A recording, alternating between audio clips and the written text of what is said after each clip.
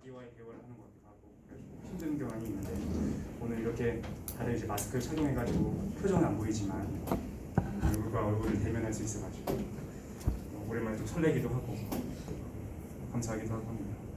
이 귀한 자리에 초대해 주셔서 감사드리고 여기까지는 다 들리시죠? 그리고 되게 다양한 분들이 오셨다는 얘기 들어가지고 보통 뭐라고 해야 되나? 저는 성인 강연을 하는 사람에 좀 속해 있습니다.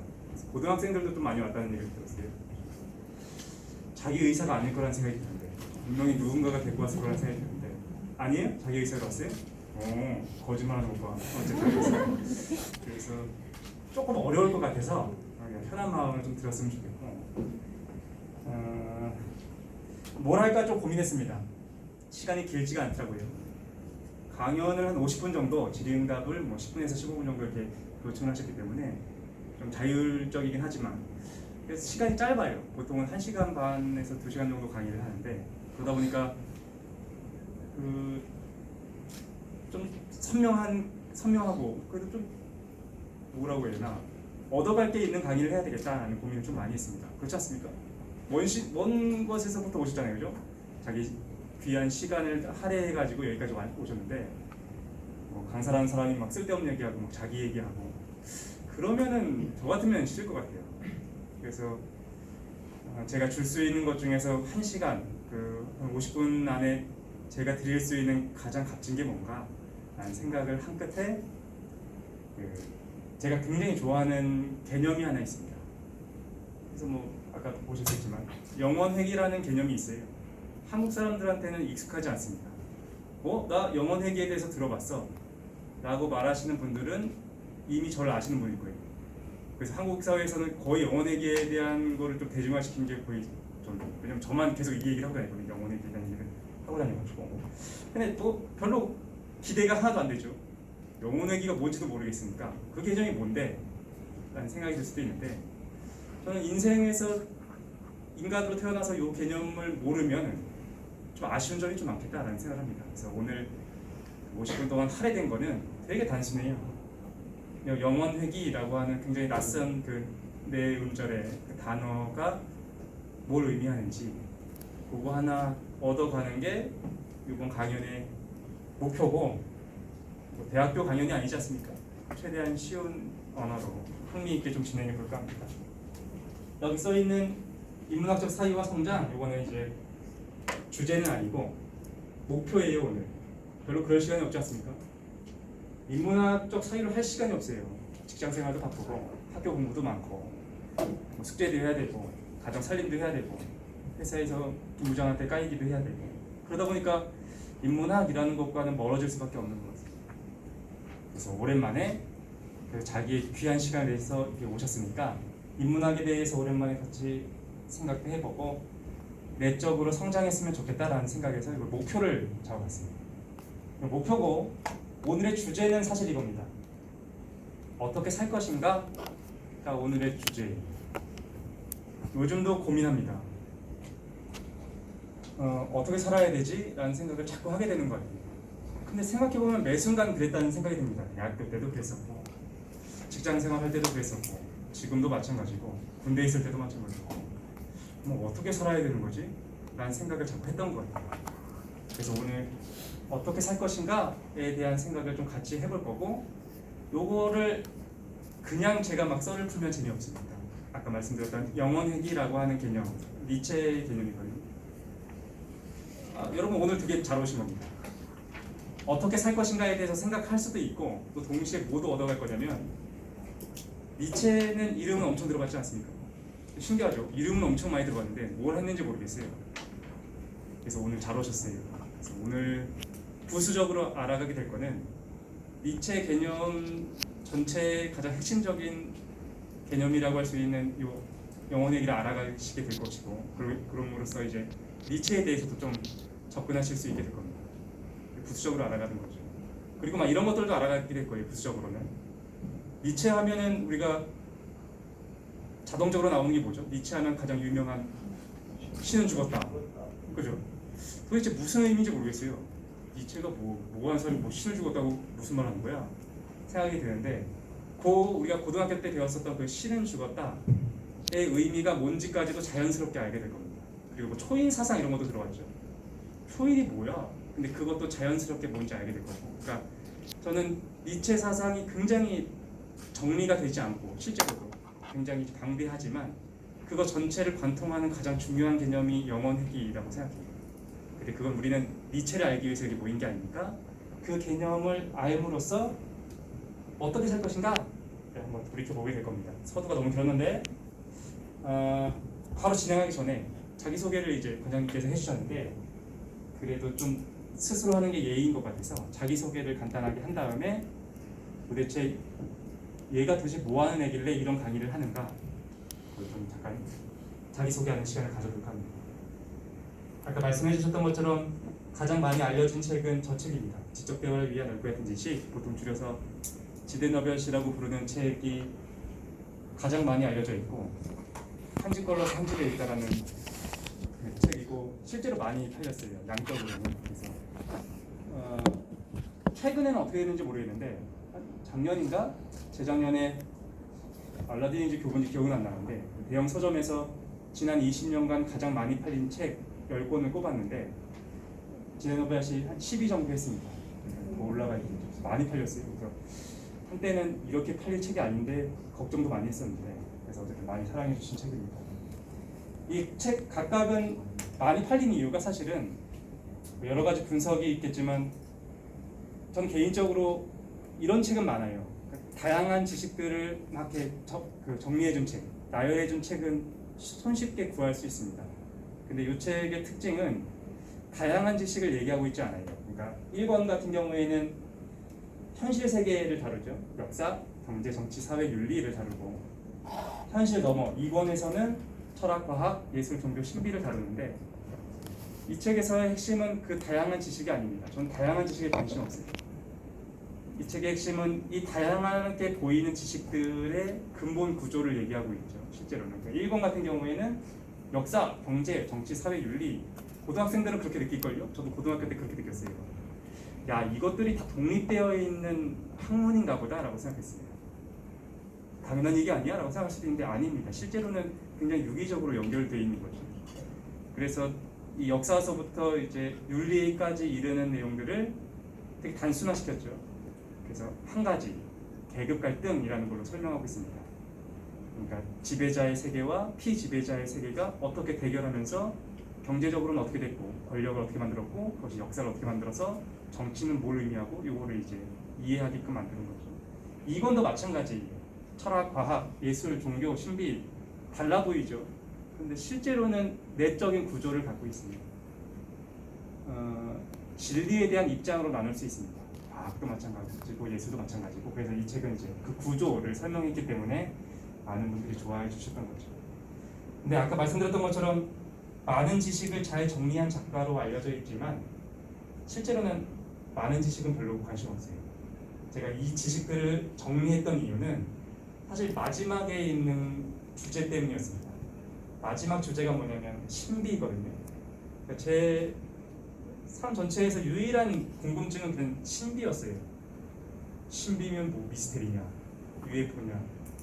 그런데 그런 건 아니고 여기서 말하는 신비, 가장 신비한 것, 가장 신비한 게 저는 각자 다 다르겠지만 저는 나라고 생각해요. 근데 여기서 말하는 나라는 거는 나의 정체성, 나는 뭐 그게 아니라 그게 진짜 이상한 것 같지 않습니까?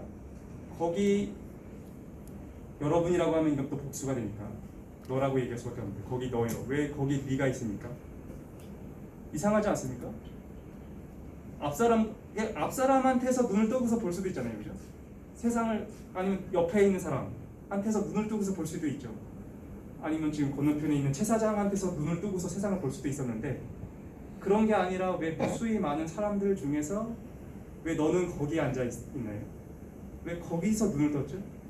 어제 눈 떴던 것도 아니고 내일 눈 뜨는 것도 아니고 왜 지금 여기서 눈 떴습니까? 실제로 가장 신비한 거는 우리가 가장 궁금해해야 되는 건 사실 그거.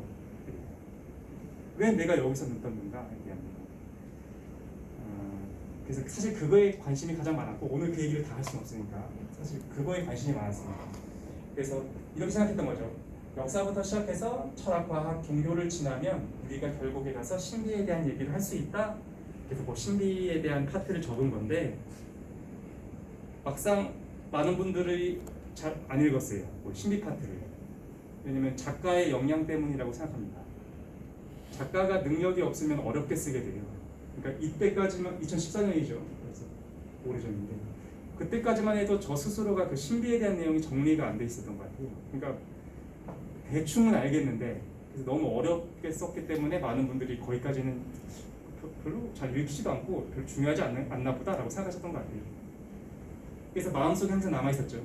뭐 신비를 써야 되는데 라는 생각을 갖고 있다가 준비가 안 됐다는 생각이 들었어요. 그래서 그 사이에 이제 시민의 교양과 11계단을 써서 이제 현실 세계에 대한 거를 조금 더 보강 있고 현실 너머에 대한 문제도 자 안에서 이렇게 발현되니까 정리하게 됐습니다. 그러면서도 아직 마음속에 남아있었던 거죠. 신비를 써야 되는데 라는 생각이 계속 남아있어서 그걸 이론적으로 정리는 못하겠고 문학적으로는 쓸 수 있겠다라는 생각에 수필을 작성했던 게 이제 우리 먼지가 나간다 라는 책에서 그 신비에 대한 내용을 이제 수필로 정리를 했습니다. 근데 항상 아쉬움이 남았어요. 그러다가 요때쯤 해가지고 중요한 계기가 있었습니다. 특별한 계기는 아니었는데 그냥 어느 날 저녁에 정리할 수 있겠네 라는 생각이 들었어요. 그래서 이때 이제 팟캐스트도 이제 끝났을 때였고 이제 방송이나 이런 것도 좀 줄이기도 했고 시간적 여유를 갖고 이제 신비에 대해서 본격적으로 정리해야 되겠다라고 해서 썼던 책이 이제 2020년에 나온 지브라가 제로입니다. 이거 잘 썼어요. 그래서 보시면 제가 여러분 인류에게 주는 선물이다 이렇게 개인적으로 생각하고 있습니다. 그리고서 이제 대충 다 썼다라고 생각했는데 이론적인 내용을 썼으니까 사실 이론 말고 실제적인 구체적인 삶의 양태도 써야 되겠다라는 생각이 들었어요. 그러니까 실제 우주를 둘로 나누면 우주는 두 가지로 되어 있습니다. 첫 번째는 이론으로 되어 있어요. 이론적인 것들. F는 mn이 뭐 이런 식으로 이론적인 세상이 있고 또 절반의 세계는 서사로 구성되어 있습니다. 실제로 그렇지 않습니까? 인간의 삶을 이론적인 것으로 다 설명할 수 없어요. 심리학이나 과학으로 인간을 설명할 수 없어요. 왜냐하면 인간한테는 뭐가 있냐면 우연적이고 의지적인 무엇인가 이야기가 있습니다. 자기 삶의 전체 이야기를 이론적으로 설명할 수는 없어요. 그건 내 의지를 통해 가지고 우연적으로 만들어낸 산물인 거죠. 그래서 세상은 이론과 서사로 되어 있다라고 볼 수 있습니다.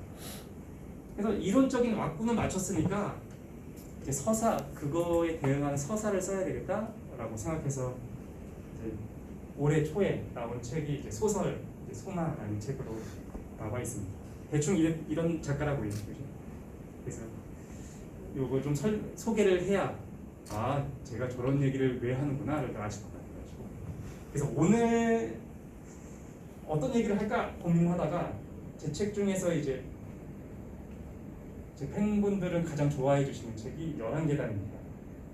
11계단의 이제 자전적인 내용과 함께 고전이나 인문학이 어떻게 실제 삶에 영향을 미치는가에 대한 얘기를 쓰고 있어가지고 이 11계단에서 네 번째 계단인가? 거기에 니체에 대한 내용이에요. 그래서 요거를 말씀드리는 게 도움이 되겠다 싶어가지고 지금부터 강연을 시작할까 합니다. 뭐야, 강연한 거 아니었어? 이런 생각이 들죠. 근데 이제 본격적인 강연을 지금부터 시작해볼까 합니다.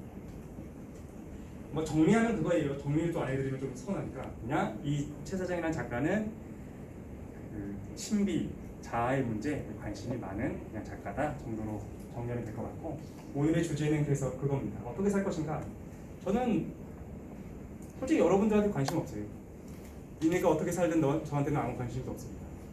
똥을 싸든 저는 별로 관심 없어요. 저는 계속해서 누구나 마찬가지입니다. 여러분도 마찬가지고 다 자기에 대한 문제가 삶에서 너무 중요하게 다가옵니다.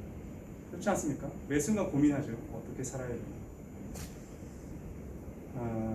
그리고 우리가 꿈을 꿉니다. 삶을 다시 디자인해야 되겠다라는 생각이 가끔 해요. 이런 삶의 모습 말고 이런 모습 말고 좀 더 나은 삶으로 바꿔야 되겠다라는 생각을 가끔 하게 되는 것 같아요. 한번 여쭤보면 어떻게 하면 자기 삶을 바꿀 수 있습니까? 지금의 모습 말고 이렇게 무기력하고 나태하고 뭔가 이런 거 말고 조금 내가 생각한 더 진취적이고 이상적인 나의 모습으로 내 삶을 다시 디자인하기 위해서는 어떻게 해야 되나요? 의지를 내면 됩니까? 내가 막 불같은 의지를 내 가지고 내 삶을 바꿔봐야지. 그래서 막 새벽 5시에 일어나고 책을 읽고 그러면 내 삶이 바뀌고 괜찮은 삶을 살 수 있나요? 저는 그렇지 않다고 생각합니다. 우리한테는 의지가 없다고 저는 생각해요. 의지 같은 건 없어요. 우리한테 의지가 있었으면 이따구로 살고 있지 않을 겁니다. 뭔가 진짜 바꿔냈겠죠. 삶의 모습을 다시 디자인하는 것, 그 삶의 방향을 바꿔낼 수 있는 힘은 저는 의지가 아니라 나의 세계관이라고 생각해요. 무슨 말이냐? 내가 내 세계관은 사실 그 지평이라고도 하고 울타리 같은 겁니다. 그리고 동시에 감옥 같기도 한 게 나의 세계관인데, 내가 어떤 세계관을 갖고 있다. 그럼 그거는 내가 단단하게 디딜 수 있는 대지도 되지만 동시에 감옥이기도 해요. 그 감옥은 나한테 어떻게 살아야 될지 알려줍니다. 예를 들어 볼까요? 내가 기독교인이다. 그럼 어떤 삶을 살게 됩니까? 신의 뜻에 부응하는 삶을 살게 되는 거죠. 내 의지가 내 삶의 방향을 만든 것이 아니라 내가 딛고 있는 세계관이 내 삶의 방향을 만든 거예요. 내가 불교 신자다. 그렇다면 어떤 참된 나, 깨달음에 대한 방향으로 내 삶의 방향이 맞춰질 겁니다. 아니면 내가 물질적인 욕구가 강한 사람, 물질적으로 성공하고 싶은 사람이다. 그 유물론적 세계에 있다. 그러면 또 그런 방향으로 가게 되는 거죠. 무슨 말이냐? 내 삶의 방향을 만드는 거는 내 의지가 아니라 내가 딛고 있는 세계관이다라는 겁니다.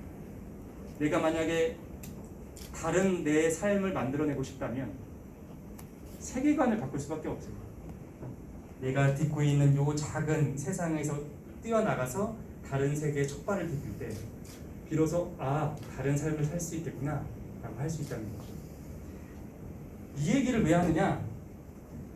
오늘 굉장히 낯선 세계관을 하나 소개시켜 드리려고 해요. 그게 바로 영원회귀입니다. 그래서 우리는 여행을 갈 거예요. 저는 이제 여러분들 이제 안내하는 가이드라고 생각하시면 됩니다. 그래서 새로운 세계관, 영원회귀라는 세계관에 한번 발을 들여봄으로써 만약에 이 세계관에 내가 발을 딛는다면 내가 어떻게 살아야 될지를 한번 생각해보는 시간을 가져볼까 합니다. 영원회귀는 이제 니체의 개념으로 그의 책 짜라투스트라는 이렇게 말했다. 이름은 다 들어오지 않습니까? 읽어보신 분 계십니까? 나 이거 읽어봤다. 당연히 읽어야 되는 거 아니냐? 난 당연히 읽어봤다. 아무도 없네. 잘하셨습니다.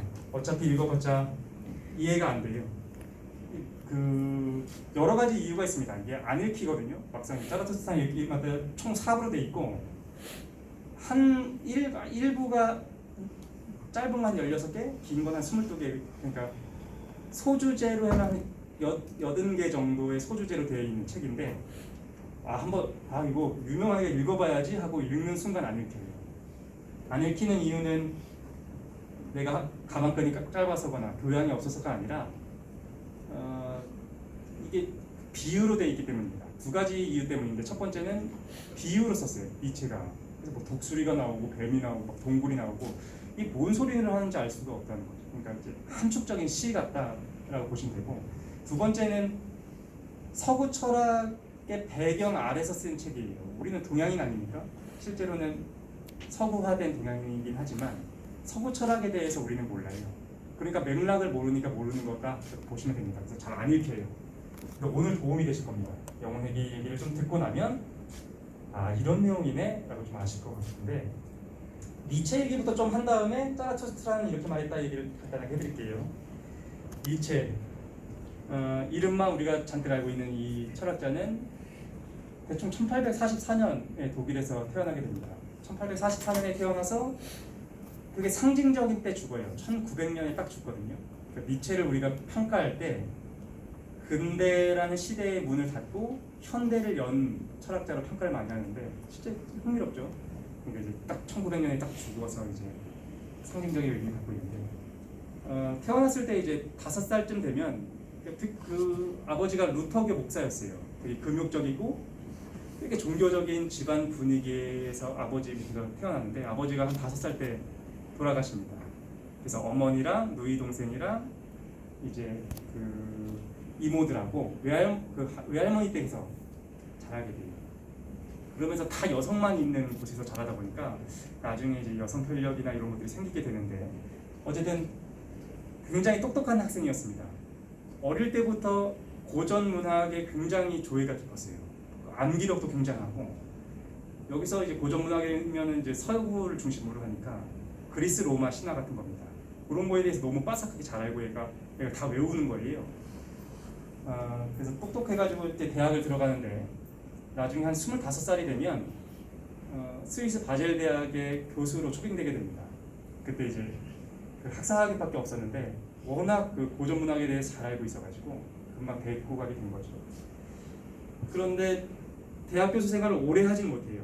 전쟁이 일어나게 되고, 그다음에 이제 전쟁 포병 장교로 입대하게 되는데, 이때 좀 논란이 많습니다. 요즘은 아니다라는 얘기가 많이 있는데, 이때 그 사창가에서 매독균에 감염됐을 거다라는 얘기가 옛날에는 있었고 요즘은 아니다, 이 논란이 있긴 있는데, 옛날 걸 기준을 말씀드리면 아마 이때 매독균에 감염됐을 거다라는 얘기가 있습니다. 그래서 그 이후로 매독균이 몸에 퍼지면서 몸에 통증이 있어요. 그래서 안면 통증이 굉장히 심했고, 눈에서도 계속 통증이 있었고, 그러다 보니까 이제 나중에 정신 이상을 앓게 되는데, 그것도 사실은 매독균 때문이다라는 얘기가 있고, 요즘엔 또 아니다라는 분위기가 바뀌고 있습니다. 어쨌든 이때 뭔가 문제가 있었던 것 같아요. 그래서 몸이 굉장히 안 좋아져서 교수직을 때려치우고 이제 그 이탈리아랑 프랑스 남부에서 휴양을 계속하게 됩니다. 그래서 계속 통증이 있어요, 몸에. 우리 그렇지 않습니까? 위경련이든 계속 통증이 있으면 어때요? 정신이 없지 않습니까? 그래서 니체는 계속 그 통증과 싸워야 됐어요. 딴 거 생각할 겨를이 없는 거죠. 근데 아주 오랜만에 맑은 정신이 찾아오고, 맑은 정신 속에서 이 책, 따라투스트라는 이렇게 말했다라는 책을 집필하게 됩니다. 근데 자기가 집필하면서도 깜짝 놀래요. 아니, 이런 대단한 책을 내가 쓰다니 하면서 책을 쓰는 거죠. 그래서 니체가 이 책을 뭐라고 평가하느냐, 스스로. 아까 제가 했던 얘기인데, 니체가 한 얘기. 이 책은 인류한테 주는 나의 선물이다. 자존감이 장난 아니죠. 그리고 또 뭐라고 얘기하냐면, 그 반그리스도적이다라는 걸 우리가 그 고등학교 때 배웠을 텐데, 이런 얘기도 해요. 그리스도의 선하기에서부터 병든 유럽인들을 치유할 수 있는 존재는 나밖에 없다, 이런 식으로 얘기해요. 자기가 그리스도교로 인해서 병든 유럽인, 그러니까 니체는 이렇게 판단했거든요. 이때는 현대였죠. 당시의 유럽인들은 병들었다. 그러니까 인류는 병든 거예요. 이 병에서부터 구원해줄 사람이 나밖에 없다라는 생각을 하게 됩니다. 왜 그런 생각을 했는지도 조금 있으면 다 이제 알게 될 텐데, 어쨌든 스스로 감탄하면서 쓰는 거죠. 이런 책을 내가 썼다니. 하지만 현실은 인정해주지 않았습니다. 사람들이 친구한테 주거든요. 야, 내가 어마어마한 걸 썼어. 읽어봐. 친구가 뭐라고 얘기하냐면 6문장도 읽을 수 없다라고 얘기해요. 무슨 말인지 알 수가 없다는 거예요. 우리만 못 읽는 게 아니고 다 못 읽었어. 근데 니체는 이제 아무도 출간을 안 해주니까 자비로 이걸 이제 출간을 하게 됩니다. 나중에는 3, 4부를 막 자비로 출간해 주는 데도 없고 막 그래가지고 억지로 출간을 하는데, 예상과는 달리 아무도 읽지 않는 거죠. 그래서 니체가 뭐라고 얘기하느냐, 우리 같았으면 어땠을 것 같습니까? 내가 책을 엄청난 걸 썼어, 출간했는데 진짜 아무도 안 읽어요. 우리는 이제 재능이 없나 보다 이렇게 생각할 수도 있는데, 니체는 뭐라고 얘기했느냐, 내가 너무 빨리 왔다, 이렇게 얘기합니다. 인류가 나를 받아들이기에는 내가 너무 앞서 있다, 이렇게 생각한 거죠. 그래서 니체가 뭐라고 예언을 하느냐, 지금은 읽히지 않겠지만 100년 정도가 지나면 인류는 내 저서를 읽게 될 것이고, 나를 공부하게 될 것이고, 나를 재평가하게 될 것이다, 이런 얘기를 하게 됩니다. 그리고 그의 예언이 어떻게 됐냐면 맞아 떨어졌죠. 그리고 100년보다 빨리 왔습니다. 그러니까 니체가 아까 1900년에 죽었잖아요. 근데 언제부터 니체가 읽히기 시작하냐면 1950년부터 이제 세계대전이 끝나고 인류가 고민하게 돼요. 어떤 고민을 했냐면, 그 전까지 인류, 1950년 이전까지의 인류는 어떤 분위기였냐면, 지금 우리랑 약간 비슷했어요. 특히 동아시아인들. 우리는 과학과 기술에 대한 맹신을 하지 않습니까? 과학과 기술을 맹신하는, 이때가 그랬어요. 근대 이성 중심주의의 꽃이었죠. 그래서 종교의 그림자는 물러나고 인간의 이성, 과학이나 기술 아니면 철학으로 인류가 모든 것을 유토피아로 만들 수 있다라는 생각에 젖어 있을 때가 1950년 이전이었어요. 그래서 기술을 발전시키면 돼 라고 생각했는데 결과적으로 어떻게 됐냐면은 그것이 대량 살상 무기로 돌아오게 되죠. 그래서 인류가 그때 알게 됩니다. 아야 뭔가 이상하다. 그러니까 인간의 이성, 그러니까 이성 중심주의나 과학 만능주의나 이런 것들이 인류의 대안이 되지 않는구나. 그럼 뭐가 있을 수 있지? 라고 해서 탐구하기 시작했던 게 그때가 이제 니체를 우리가 다시 읽게 된 거죠. 그러니까 니체가 이제 방향을 알려주게 되고 그것이 이제 포스트 모던에 영향을 미치고 현대라는 모습을 만들어낸 게 사실은 그때 니체인 거예요. 그래서 어떤 면에서는 니체는 지금은 새롭지 않습니다. 막상 읽으면 좀 충격적이긴 한데 어떤 사람들은 그렇게 새롭지는 않은데 라고 느낄 수도 있어요. 왜냐하면 우리는 그가 만든 세상 위에 있으니까 알게 모르게 익숙해져 있는 겁니다. 어쨌든 그때 이제 썼던 책이 이제 자르투스트라는 이렇게 말했다였고 니체 마지막 얘기까지는 좀 해야 되겠죠. 근데 어쨌든 그래서 아무도 알아주지 않는 그 삶을 살다가 죽기 한 10년 전에 그러니까 1890년대 정도가 되면 정신적인 사망을 그때 합니다. 그러니까 육체적인 사망보다 한 10년 전에 이제 정신적인 사망을 하는데 정신 이상에 걸려요. 그러니까 논란이 있습니다. 원인이 뭐냐? 아까 얘기했던 것처럼 매도표현에 찾는 사람들도 있고. 그래서 그의 마지막 모습은 뭐냐면 그 이탈리아 북서쪽의 토리노, 튜린이라고 읽기도 하고 토리노라고도 하는데 그 지역에서 이제 니체가 새벽녘에 밖으로 나오는 거죠. 그래서 그 토리노의 광장에 이렇게 딱 들어섰는데 전날 비가 많이 왔어요. 그래서 이제 진흙으로 짐창이 되어 있고, 근데 저쪽 멀리서 보니까 마차가 서 있는 거예요. 근데 말 한 마리가 꿈쩍도 하지 않고 길 가운데 서 있는 겁니다. 그러니까 마부가 화가 나가지고 가라고 채찍질을 하는데 말이 꿈쩍도 않고 그 자리를 지키고 있거든요. 그러니까 계속 채찍질이 있고 말은 그 고집스럽게 버티고 있고, 근데 그 모습을 보고 니체가 그 말한테 달려가요. 그리고 말의 목을 부여잡고 미안하다고 소리치고서는 정신을 잃습니다. 그게 니체의 마지막 모습이었어요. 그리고 그 10년 그 이후 쓰러진 이후 10년 동안은 이제 침대 생활만 하게 되는데 정신적으로 문제가 많았어요. 그래서 분변증인가? 정확한 용어는 모르겠는데 자기가 응아하면은 그걸 집어먹기도 하고, 근데 이제 여동생에 의해서 10년 동안 이제 돌봐지다가 이제 1900년에 죽게 되는 거죠. 니체라는 철학자 되게 그 인생도 그 영화도 있어요. 참고로 말씀드리면 아까 그 토리노의 그 말 그게 되게 니체의 마지막 모습이잖아요. 근데 어떤 사람들이 궁금했나 봐요. 야, 그 말은 어떻게 됐어? 그래서 그 영화가 있습니다. 토리노의 말이라고. 꽤 길어요. 한 2시간 되나? 관심 있으신 분은 보시면 재밌습니다. 충격적이에요, 영화가. 대선 한마디도 안 나온 흑백 영화인데 계속 말의 모습을 보여주는 그 영화가 있습니다. 그래서 나는 영화 이게 넷플릭스나 이런 거에서 지칠 대로 지쳤다. 좀 더 충격적이고 이 세상 영화 같지 않은 영화를 보고 싶다. 그럼 토리노의 말을 보고 싶습니다. 10분 보기 힘든 영화가 있습니다. 어쨌든 오늘 강의를 듣고서 그걸 또 보면 이런 내용이구나를 좀 알 수도 있을 거예요. 어떤 내용이냐면 되게 단순해요. 그 마부에 대한 얘기거든요. 마부가 이제 여동생인지 같이 살고 있는데 매일 감자를 먹는 얘기가 나와요. 감자를 먹고 그걸 계속 보여줘요. 원테이크로 보여줘요. 감자를 먹고 막 호흡 불면서 감자를 먹고 그 다음 날이 되면 다시 감자를 먹습니다. 그 다음 날이 되면 또 감자를 먹어요. 그러다가 이제 감자가 점점 말라가고 뭐 이런 얘기들이 나오는데 오늘 강연을 듣고서 보면 감독이 대단한 사람이구나를 좀 알 수 있는 영화입니다. 어쨌든 그 책이 이제 그래서 맑은 정신세에서 제가 썼던 책이 이 책이고, 책의 내용을 오늘 다 하진 맙시다. 뭐 시간이 짧은 거고 니체 전공 수업도 아니니까 간단하게 얘기하면 이제 약간 소설 같아요. 그 주인공이 있습니다. 주인공 이름이 짜라투스트라고 그 조로아스터교라고 하는 고대 그 뭐라고 해야 돼? 그 신이라고 해야 되나? 그 사람의 이름을 독어로 바꾼 게 짜라투스트라입니다. 아무 관련도 없어요.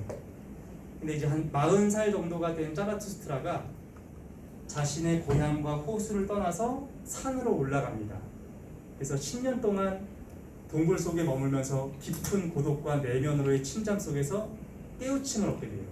신의 죽음에 대해서 이해하게 되고, 아, 나의 잔이 가득 찼다라고 생각합니다. 그러니까 우리는 이렇게 생각하죠. 우리는 사회생활을 열심히 하면 내가 뭔가 대단한 일을 하고 있는 거고, 혼자 골방에 처박혀가지고 막 고민하고 고통스러워하면 실패한 인생이라고 생각하잖아요. 니체는 정반대로 생각했어요.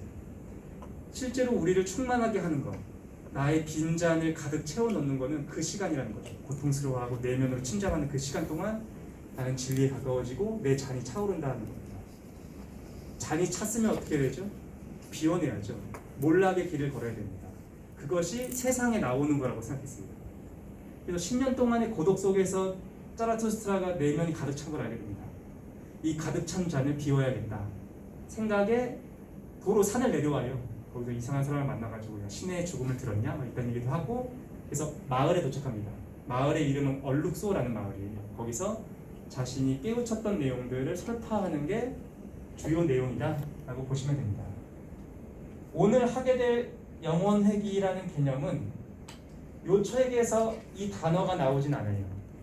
다만 자라투스트라는 이렇게 말했다를 쓸 당시 니체가 영혼회귀에 대한 개념을 선취하고 있었습니다. 아, 이런 내용인가 보다라는 걸 이때부터 좀 쓰기 시작해요. 나중에 이제 후대에 우리가 이걸 영혼회귀다라고 개념으로 만든 겁니다. 앞에 서론이 좀 길었는데 영혼회귀 개념을 간단하게 설명드리도록 할게요. 영혼회귀는 말 그대로예요. 영혼회귀, 영원히 회귀한다, 영원히 돌아온다 라는 뜻입니다. 뭘 돌아와? 나로 돌아온다는 뜻이에요.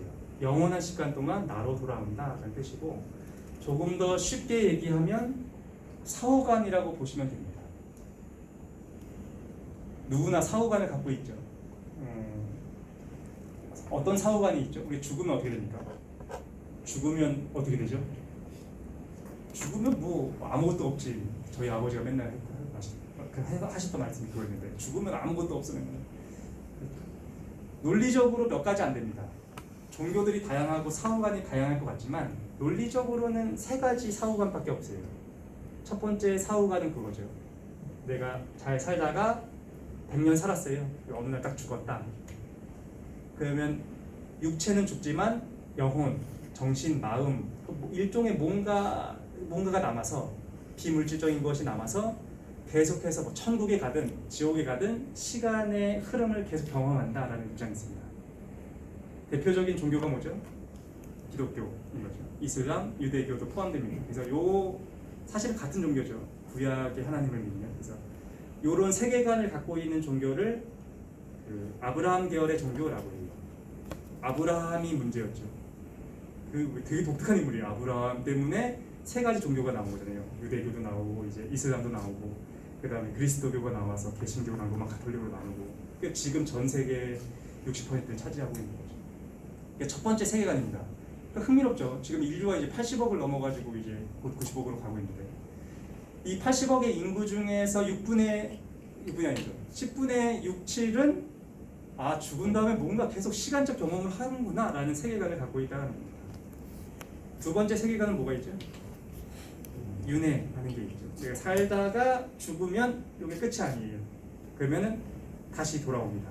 그래서 사람이었다가 돼지였다가 개구리였다가 닭이었다가 다시 사람으로 태어났다가 이걸 계속해서 환생하고 윤회한다라는 관점이 두 번째 관점이고, 대표적인 건 우리는 불교라고 알고 있지만 이건 이제 베다라고 하는 거대한 문서의 종교입니다. 베다의 종교가 여기 속해 있어요. 대표적으로 이제 우파니샤드나 베단타 철학, 그리고 대중화시킨 힌두교, 이걸 비판적으로 수용했었던 불교, 이런 것들이 여기 다 그죠? 그리고 어쨌든 이런 종교들이 있죠. 그래서 인류가 다양한 종교를 만들었을 것처럼 보이지만 실제로는 인류한테는 두 가지 문서밖에 없어요. 첫 번째, 아브라함 종교가 갖고 있는 구약이 하나가 있는 거고, 두 번째로는 베다가 있는 겁니다. 만약 외계인이 지구에 와서 인류를 조사해서 보고서를 쓸 거잖아요. 보고서 또 써야 되네 하면서 외계인이 쓰면 인류가 갖고 있는 두 가지 문서, 그래서 구약과 베다를 얘기할 거예요. 하지만 우리는 구약은 들어봤는데 베다는 모르죠. 왜냐면 우리는 서구의 세계관 속에 놓여 있는 사람들이기 때문입니다. 어쨌든 이 두 가지, 첫 번째는 뭐죠? 시간이 계속 간다는 세계. 두 번째는 시간이 순환한다는 세계가 있었고, 세 번째는 뭐가 있냐면은 죽으면 아무것도 없다는 세계관이 있어요. 살다 100년 살다가 죽으면 아무것도 없다. 뭐 없어. 그딴 거 없어. 의식, 영혼, 정신, 마음 이딴 건 없다는 거죠. 오직 있는 건 물질로서의 뇌밖에 없다라는 사고방식입니다. 그걸 유물론이라고 하죠. 그리고 과학주의가 사실 이제 유물론과 거의 동치가 되는데 어쨌든 그런 세계관이 있다는 거죠. 어떤 게 제일 마음에 드십니까? 갑자기 호구조사 한번 궁금하니까 어떤 게 그럴싸하세요? 첫 번째, 죽어도 시간이 계속 간다. 두 번째, 시간이 계속해서 순환할 거다. 세 번째는 죽으면 뭐 없다는 거죠. 그러니까 시간의 지속, 순환, 단절. 지속, 순환, 단절. 이 세 가지밖에 없어요, 논리적으로. 그죠? 어떤 게 제일 마음에 드십니까? 시간이 별로 없으니까.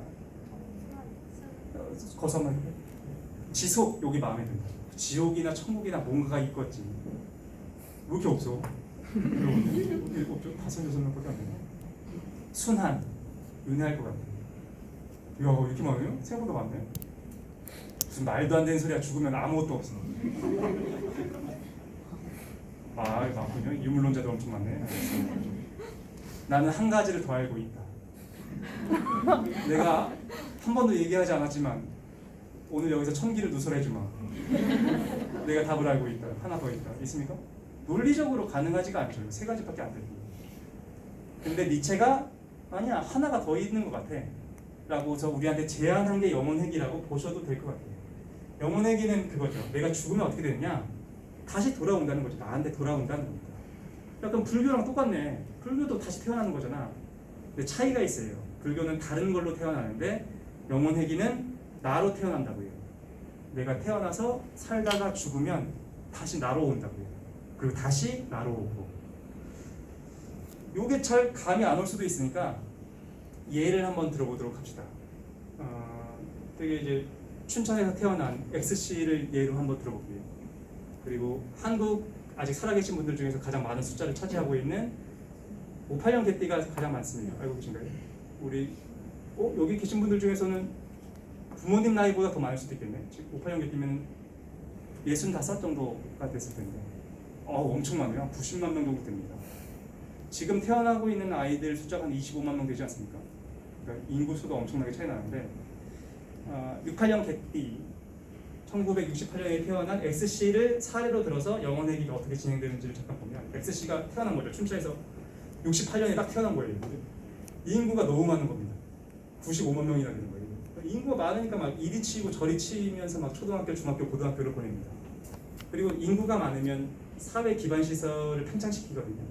강력한 인플레이션과 함께 이제 막 거기를 살아남는 거죠. 그리고 대학교도 갑니다. 대학교 가가지고 공부도 열심히 해가지고 취업도 하고. 그리고 그 당시에는 취업이 쉬웠어요.